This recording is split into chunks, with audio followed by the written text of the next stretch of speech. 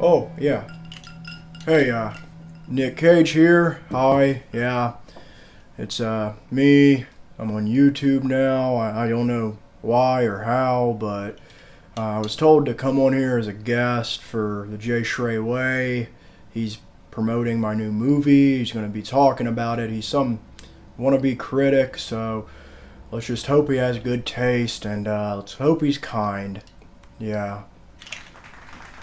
My God. Thank you, Nick Cage, and thank you if you made it this far into the video. I swear that used to knock him dead in middle school, and I never thought I'd have a reason to bring it back out, but here we are. The age of Cage is upon us. We're in the Cageheads, as I've heard people call it, which I think started a while ago with Mandy, Mom and Dad, and then lately he had Pig, which was really good, and then Willy's Wonderland was one of my favorites of last year. The dude's just been doing all kinds of under-the-radar stuff.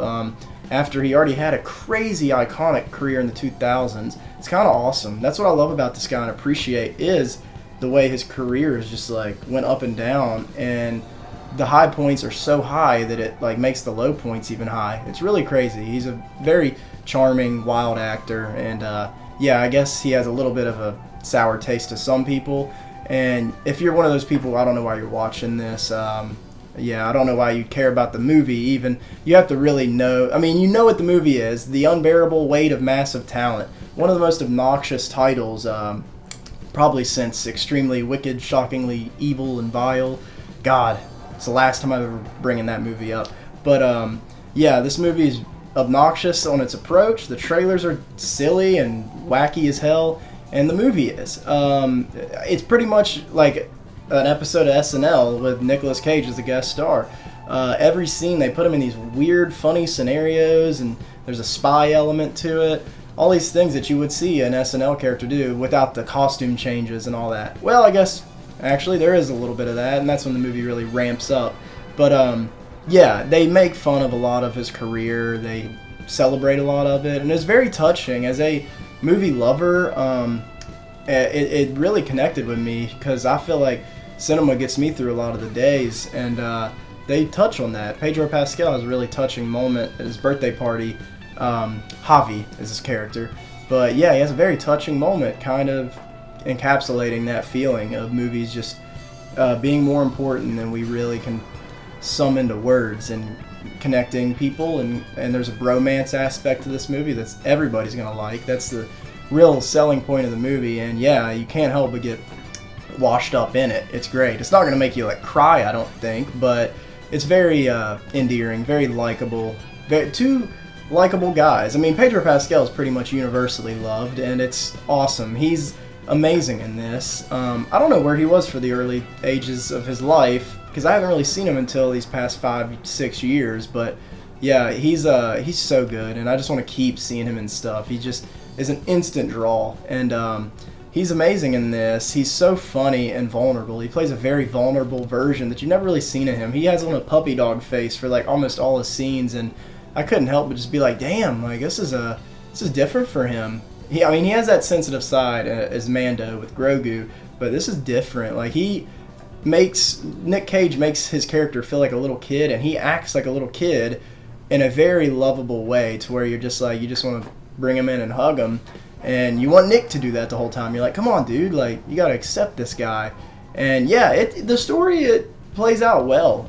They give you the gist of what's going on. They show that he's struggling. They show his home life. The mom and or the wife and daughter isn't his real wife and daughter in real life. If you didn't know, I think the daughter is Kate Beckinsale's daughter in real life, which love Kate Beckinsale. We need to talk about her more.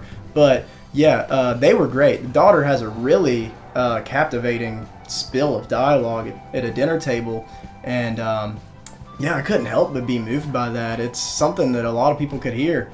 It just makes you want to value your friendships and family and relationships more, and I was really shocked by that, because I thought it was just some side throwaway character, but she had a big moment to shine. And yeah, the action and stuff, there's a little bit of action, car chasey things, enough to keep you locked in. It's a short runtime. Like I said, you clicked on the video. I just want to say this movie is pretty damn fun. It's really likable. As a pretty big, decent Nick Cage fan, I loved it.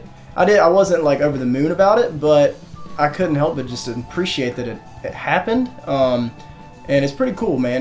There's a lot of good cinema out right now. This and The Northman are out, and Everything Everywhere All at Once and Sonic 2.